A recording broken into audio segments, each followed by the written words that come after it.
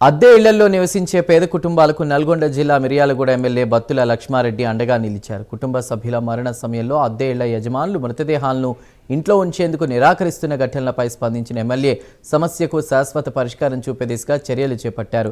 మిర్యాలగూడ హిందూ శ్మశాన వాటికను పరిశీలించిన MLA rice మిల్లర్ల భాగస్వామ్యంతో శ్మశాన వాటిక ఆవరణలో 2 ప్రత్యేక గృహాలను నిర్మిస్తామని ప్రకటించారు.